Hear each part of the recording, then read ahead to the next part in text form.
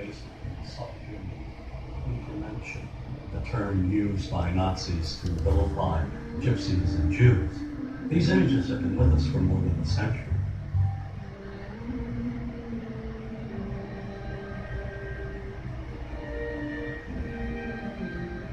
For 30 years, I looked at how we, particularly when I say we, image makers, have projected Arabs on silver screens.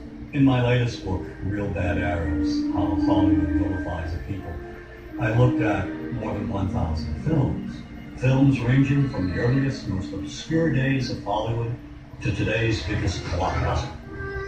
And what I tried to do is to make visible what too many of us seem not to see: the dangerously consistent pattern of hateful Arab stereotypes. Stereotypes that rob an entire people of their humanity. All aspects of our culture project the Arab as villain. That is a given. There is no deviation.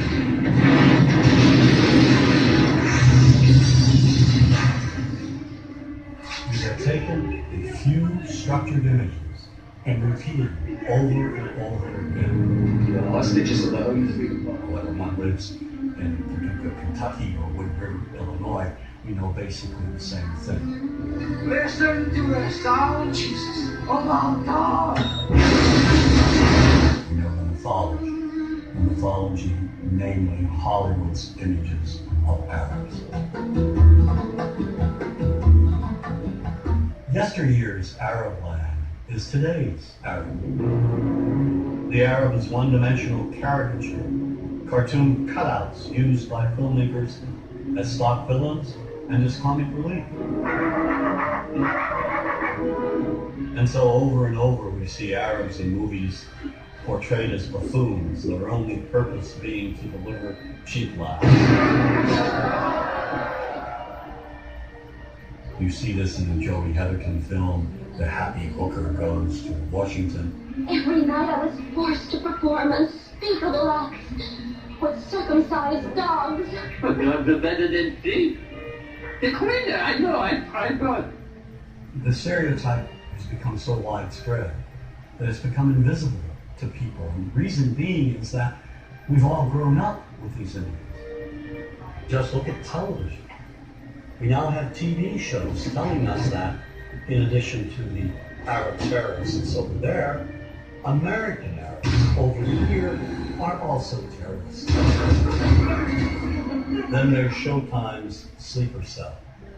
Here, a sinister network of Islamic groups operates on American street corners. Any homeless man could be part of this network. Even Western-looking Arabs are part of this anti-American conspiracy. We're at war with America, period. And we're going to win that war by convincing enough Americans through the spread of fear, insecurity, and terror to change their ways. And the best way to teach that lesson is by attacking them where they live, work, and play. And this paranoia runs deep. So, when innocent Arabs are killed, when they're bombed, maimed, wounded, when they're tortured in places like Abu Ghraib, is it really any surprise that we don't feel any compassion? Or worse, make light of it? This is no different than what happens at the Skull and Bones initiation, and we're going to ruin people's lives over it, and we're going to hinder our military of it. You ever heard of emotional release? You ever heard of you to blow some steam off? Well, yeah, it's sort of like hazing at the fraternity prank, sort of like that kind of fun. But the point is, everybody's been saying that this came from... We don't care about them. We've been preconditioned to think that those innocent civilians, clones of Al-Qaeda and Saddam Hussein, are one and the same, and do not merit our sympathy, our understanding. And that's very dangerous.